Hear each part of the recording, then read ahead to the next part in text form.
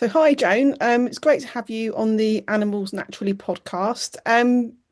Do you want to just introduce yourself? In a nutshell, you've got an amazing array of experience, which I'm sure the listeners are going to be really pleased to dig into. Well, thank you. Thank you for having me. I'm Joan. I'm an animal communicator, author, TEDx speaker, and founder of Communication with All Life University. And we have programs for animal communication, energy healing, and wildlife. It's great. Thank you very much. So, I suppose a really good question to start off with would be to how you've got into animal communication and this healing in the first place. Is it something you've always had an interest in? It's funny. I would say, did I always have an interest in it? I think, I think of the three main questions if you ask people.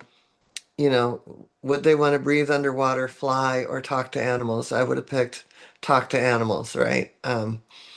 Although through snorkeling, I'm able to breathe underwater, and see the wildlife there. But I, um, I was, I grew up with horses, and so I was very, very, very connected with horses. I was always really calm, and I was that kid that if the neighbor had to give their horse a shot and they were too afraid to, I had a humble confidence, that I could do it. And so that was a very, excuse me, sorry about that. That was really my beginning. And so I don't, I was very connected and I communicated, but I wouldn't have called it that back then.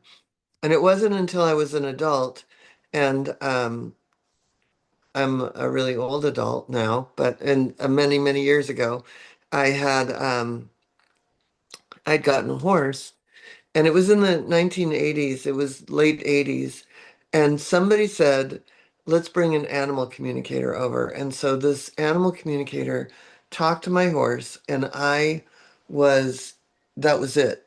I That was the coolest thing on the planet, right? I felt so connected to my horse afterwards. And in that sense of being that connected, I thought, I don't ever not want to be that connected. And so eventually, um, I used the animal communicator over and over, and through a series of events, I had lost that horse to colic the night she gave birth, and I ended up with an orphan colt. I I was very much communicating with that orphan colt, and um, so as a result of all of that, I ended up taking some classes because I wanted to do it for myself, and ended up, yeah, I would have never picked this as a career. I mean, I wouldn't, now that I'm doing it, I love it, but I wouldn't have thought I thought I was doing it for myself. And the next thing you know, the universe opened up and I've had a pretty cool career at it.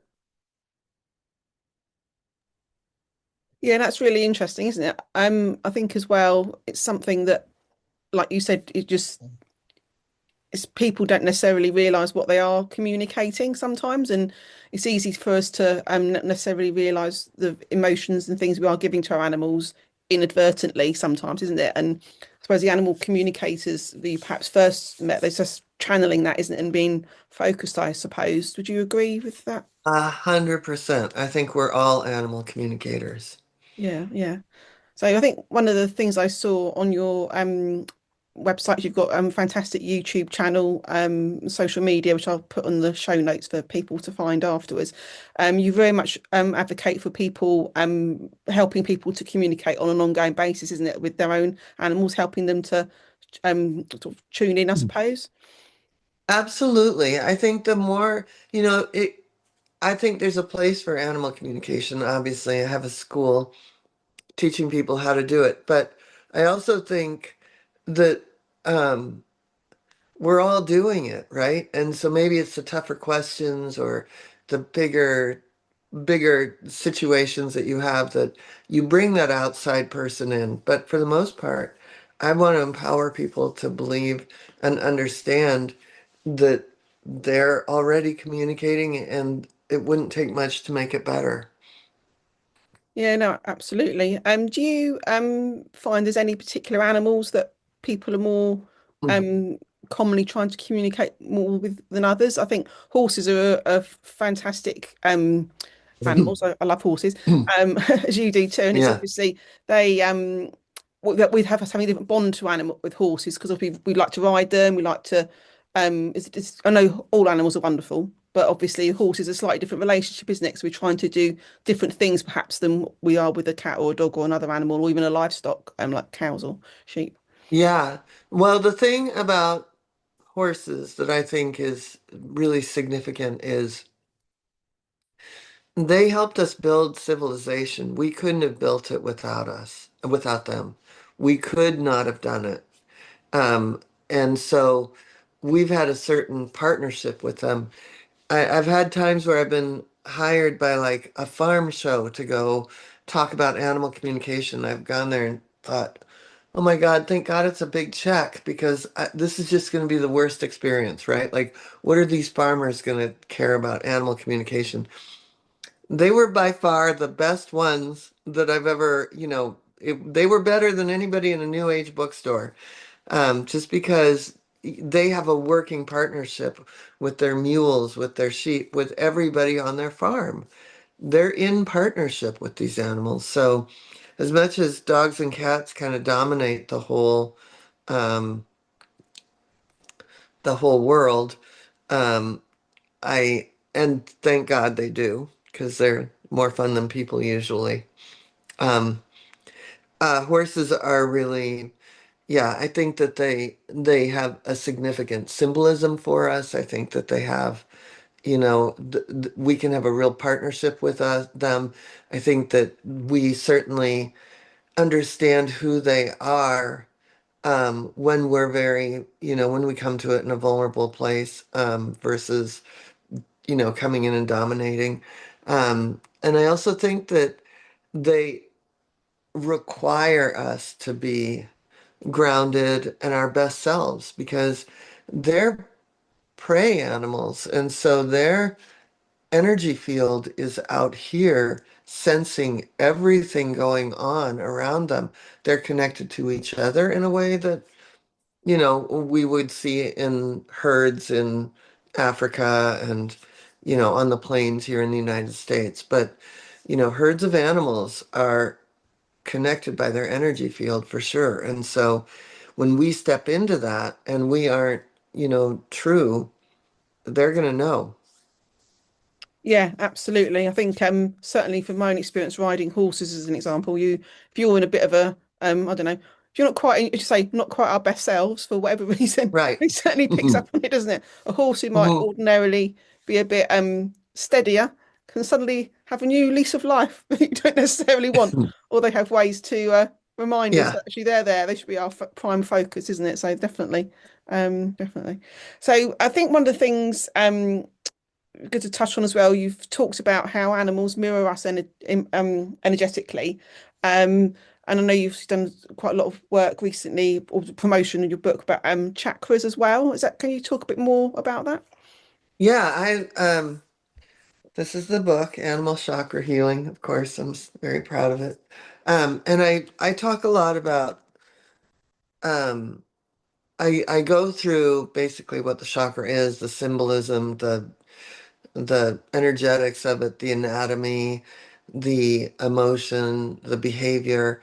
And I think that I say that it's a great cheat sheet for animal communication, right? It like cuts right to it. So for people that don't think they can communicate with animals, they think, oh, it's a special gift that somebody else has. It's not true, but this book is certainly a way for you to really understand your animal's behavior, what might have caused an illness, how you can move through that, all of that. No, absolutely. I think as obviously everyone, all humans have chakras as well, and I think something people often don't even realize that things might be blocked or because they might have a headache or they might have a pain in the stomach or they might have a pain in the back, isn't it? All that whole connection, isn't it, of chakras? It's just people don't necessarily realize that how they may or may not be tuning in themselves on a day-to-day basis. And certainly animals, it's something people probably don't haven't really thought about before. Is that something you've found that people, I suppose, in terms of work you've done over the years, any particular common issues with chakras, I suppose, any particular connection with illnesses or behavior? Um, Yeah. I would say that when we look at the body, right? We look at the hind end, that's our first chakra, and that really is all about security and safety. The second chakra is about fertility, creativity, one-on-one relationships. The third chakra is really the gut instinct, but also digestion. The fourth is the heart, and that's right at the shoulder there in the chest. The fifth is the throat. The sixth is the third eye, like with us, and the seventh is the crown. So if you look at animals that don't trust people, that have had a bad experience, being able, sometimes you can't touch their head. Sometimes you can't touch that area that epitomizes trust, right? And so you might start with the hind end, where again, security and safety in tribes and being part of a pack or a herd is really where what helps them ground and feel safe. So, for example, I have a horse, and she's not this way anymore, but when I first got her, she was very, very spooky. And when I got into the saddle, rather than saying, okay, I'm right here and touching her on the neck, I always put my hand back and said to her hind end, her root chakra that needs to feel safe, I've got this. And then that's how we overcame so much of her spookiness. She's not the least bit spooky now.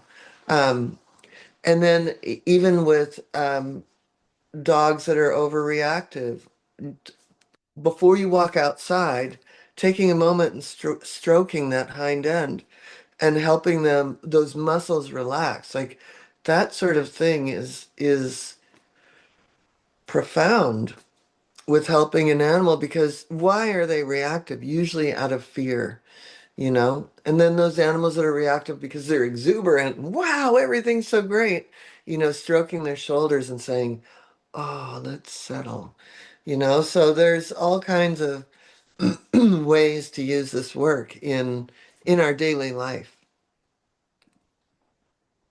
Yeah, I think that's really interesting, isn't it? And is it, I imagine, I don't know if you think, I think thinking about reflecting on what you've just said, some people may find through inadvertently that, yeah, stroking a horse's hindquarters works better, or likewise another part of the body, and they don't really realise why that is making a positive difference. Yeah, Yeah, and it's interesting. People don't necessarily realise, do they? no, I have a funny, so 2 years ago I put out a book called Emotional Freedom Technique, and it's on EFT tapping, and I've been tapping on animals for years, and I was doing a demonstration at a big horse expo, and I'm in the round pen, and there's all these people all around, and I'm tapping on this horse, and the horse starts to calm down. Afterwards, I walked up, I was leaving, and this elderly gentleman came up to me and said, ma'am, I've been a veterinarian for, longer than you've been alive, which is not true. But he said, I've been tapping under the eye and calming horses down for 40 years. And so it's so funny how much we all do and don't realize how much we're doing it. Like this is going to calm the horse down or stroking that hind end. So yeah, it's amazing. Yeah, yeah, definitely. That's interesting, isn't it? Like you said, a veterinarian. I think there's sometimes a perception, isn't there, that vets don't like complementary therapies or a bit not keen on advocating for it. But I don't know if that chap was that you just described, but certainly he was by default, wasn't he? He was communicating, he was doing something to calm the Yeah, horses that was really intuitive and was, yeah, it was holistic, wasn't it, at the end of the day? So, yeah. And it's funny because more and more, I always say that when I first got started as an animal communicator 30 years ago, I I had probably 35 to 40 Western medicine vets that used me because they knew they couldn't figure this thing out. And of course, I've worked with dozens and dozens of holistic vets, but more and more we're gonna get in there because they're the drugs. I mean, how long can we do drugs? Yeah, no, absolutely. I quite agree. And I think, yeah, they can have quite unwelcome side effects, which people assume is necessary. But yeah, if there's an alternative way that's going to have the same result without the side effects, then that's got to be definite winner. But if we think about it, the Western medicine is the alternative way. How Yeah, did veterinary medicine come into being? Just like healing for people, right? I mean, absolutely. they say that like veterinary care even 300 years ago might have included somebody who was doing herbs, somebody who had some knowledge, and then someone else who was doing incantations, right? And so it took three people. Yeah, and I think that's a really good point. I know the on the Royal Veterinary, it's Royal Veterinary College, I think, in UK on their emblem they've got an aloe vera plant, and that's like from 300 years ago. So yeah, it's absolutely, as you say, the Western way may well, as you said, be the alternative when you come down to it. Obviously, things have Yeah. evolved and things, but it's like some medicines, isn't it? Obviously, they evolve from herbs and other things as well. And it's just, yeah, it's just how times have changed, isn't it, with marketing and of big manufacturers. That's another And topic probably. yeah, big Uh, pharma. absolutely. Is there any particular, I suppose, imbalances that often show up with the animals or with different animals? Are horses more? I know you just talked about horses, but anything more about horses? Any imbalances, energetic imbalances, or cats or dogs or any other animal that tend to come up quite frequently? You know what the biggest thing with I think cats and dogs is the connection between and horses, anxiety and digestion. So then is this a physiological thing that became emotional, or was this always an emotional thing that became physiological? And sometimes if you really want to treat the um the emotional, you could start with like good probiotics and then like you just said, the aloe vera. You know what I mean? Like all the ways that you could uh make that tummy safe and yummy. And not and especially, I can always tell an animal that has a certain type of anxiety just from doing years of medical intuition that that animal was likely on medication early on in life. And so the stomach has been pretty damaged. And as a result, it's very acidic and which makes them kind of prickly and hot and looks like anxiety. And so I guess the moral of the story is if you do have a young animal on a lot of medication, one of the biggest things you could do is start treating that tummy now so you don't see the behavior and later on.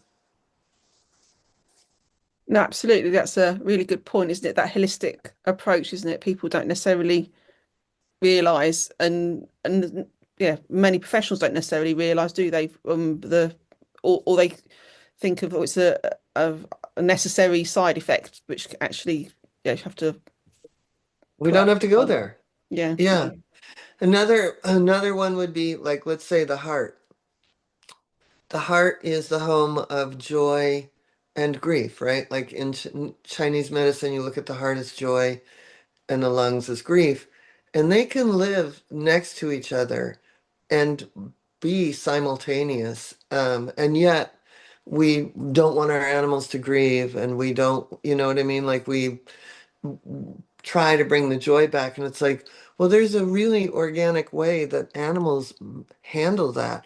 Sure, we can see animals that are really, really grieving, but even if you just got your dog outside for a moment and they start sniffing, they're in the moment and there's a potential for joy right there. But when we're like, oh, but they're grieving, I better give them, do something about it. It's like, no, being in the moment with them is going to bring them back to the, oh, I can have joy. Yeah, I can be sad, but yes, I can also have joy. Does that make sense? Absolutely. I think we talk about being present is really key. I've seen some things online recently, and I've just witnessed it myself when about people walking dogs and on their mobile phones not being present as an example, isn't it? Or people Yeah. talking so much, but not taking any notice of what the dogs are doing. And animals want our presence, isn't it? It's like the horse riding again, isn't it? Really, if we're not present, we can end up being spun You're round in and going the other trouble. direction. Yeah, you're going to be in the hospital. So being present is key, isn't it, really? And just being, as I say, tuning in, isn't it, really, to the situation. And I think as well with grief's really interesting. I know I've heard people say in the past animals don't grieve. I know Oh they my God. absolutely do. I mean, one of my donkeys passed away a long, very long time ago. She's elderly and it wasn't unexpected. But the my other horse and mule that I had were just stood rooted, kept looking at the spot for months because they were just trying to process. And I know, I think the Donkey Sanctuary in the UK and other donkey experts say obviously donkeys you shouldn't separate the deceased donkey from the one remaining because the remaining one needs to understand what's happened. And I think people don't necessarily appreciate. It's probably the same for any animal really to some degree because obviously otherwise they don't know what's happened to them, do they? And it's that all that Yeah, energetic, emotional turmoil, isn't it? yeah, absolutely. It's funny because I take people on wildlife trips and I go to Kenya every few years and I work with the same guide as much as I can. And he and I always get into this conversation about, do wildebeests grieve? And he says no. And I'm like, how could they not be grieving?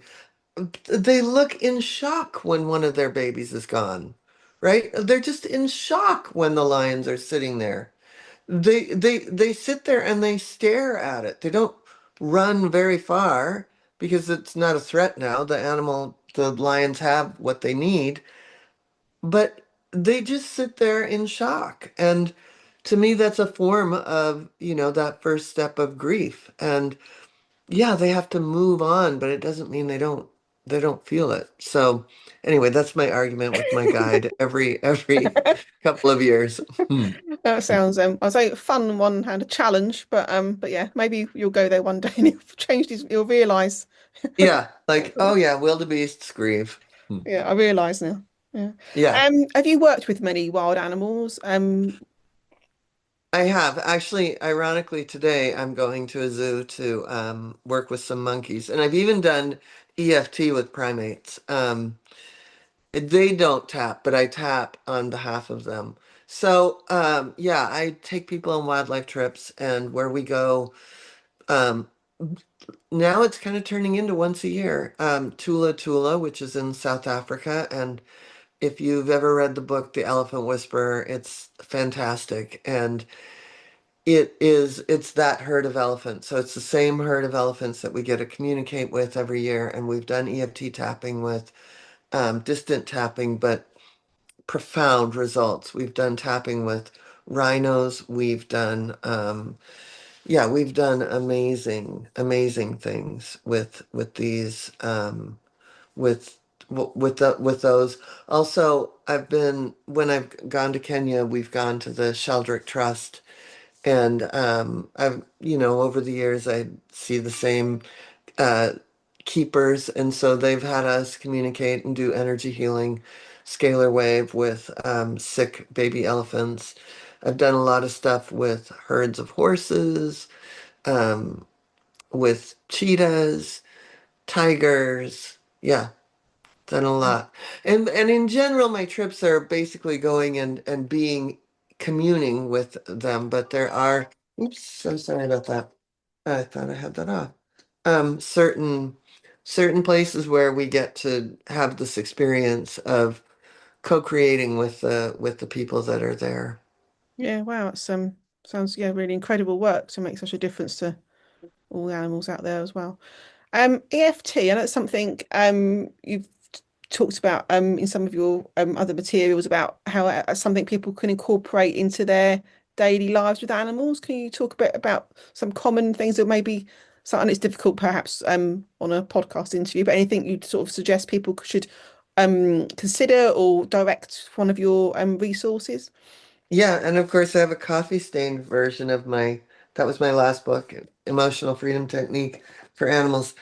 You cannot even believe the amount of things that it helps. I spookiness, reactivity. Those are some of the big and obvious ones, right? Anxiety. Yeah, fear, being timid. In horses, we would call it being spooky. Um, yeah, those are the main ones, but also grief, loss, confidence. I mean, a great example is, let's say, a horse and rider have an accident, and the horse is reticent, like, uh-oh, I don't want anything to happen. The person has a lot of fear. You tap with the person about the fear, and you tap with the horse about confidence. You're tapping with each of them about being confident again and aware, but you're tapping on it for different reasons, right? Like, so y- in the book, I have samples of how you can create what you're going to say, little sample scripts, if you will, because it's you're going to bond over looking at all the feelings, right? Let's say, what are the three feelings I would have about getting back on a horse after an accident? Fear, uh, sadness. People don't even think about how sad they are that something's been taken away. And the I would feel like there would be often, because I've had plenty of accidents, uh, a communication breakdown, so a loss over that, right? Um, and maybe there could be anger, so there's all kinds of feelings that the person has. So getting back into the saddle, I mean, that's a electric seat, right? Um, and even if you're trying to be present, you're still carrying all that with you. It's still running in your nervous system. So releasing that and being aware that you're trying to release that is profound, and it's going to have a profound effect with the horse, because the horse is also going to recognize, like, oh, I'm just trying to let this go. Um, and so that becomes, I'm so glad that my dog is just going to sit and bark at me. Um, that becomes a deepening with your horse, because the horse recognizes, okay, she's trying to shed all this to be with me. Um, and then the horse, may also have, like, I don't want to hurt my person. I don't know what happened, confusion, sadness, fear, so there's a lot of emotions that can be examined and unpacked and released through that experience. And the same with reactivity. People that have dogs that are reactive on the leash, if you could if you can separate both the person and the animal, like, the person has fear, anger, um, disappointment, all sorts of things about how I must be a failure as a dog owner if I'm walking outside, my dog just attacked the neighbor dog while on a leash, right? And there may have been an incident that led up to it for the dog that the person felt like, oh, I couldn't help them. So there's so much involved, and it's all in the leash. The same as, like, getting into the saddle, it's all connected to the leash. So working on that is so important. Mm. Do you find that people maybe wait too late to try and, I mean, I think EFT's fantastic. Do you think people wait till it's got, they could get at an earlier point? It'd really be helpful, but people don't necessarily think about it soon enough, I suppose. Well, just like I said with if you've got a young animal on a lot of medication, be proactive with probiotics, prebiotics, things that are going to soften the tummy. Yeah, the minute you have had an experience of trauma, the best thing you could do is to tap right then, and help the animal just process and kind of bring their left and right hemisphere back into alignment and be able to be like, okay, I can do this. This doesn't have to take away from who I am as a being right now. It doesn't have to change my personality. It doesn't have to change how I function in the world. And the same with the person. Absolutely. Um, So we touched on it earlier. You've got a new book out. It came out a few weeks ago, and you got many books. Phenomenal author and a TEDx speaker is very impressive as well. Thank So you. I'll put the links to your networks, as I said before, in the show notes. But is there anything sort of takeaway you'd like to give people in terms of any well your most recent book or any of your books or anything else from your work with animals? I think the biggest thing is just start trusting yourself. You are an animal communicator. Everybody is. But if you do need a cheat sheet, my animal chakra book is a really great way to see who they are, how they might express themselves through these central locations in the body. Yeah, oh, that's great. That's fantastic. Thank you so much for joining me on the podcast today. It's been great to meet you, and hopefully the listeners have found it really, really fascinating, and will check out all your phenomenal range of information to help keep animals happy and healthy and well. Thank you. Thank you so much. Thank you for what you do. Thank you.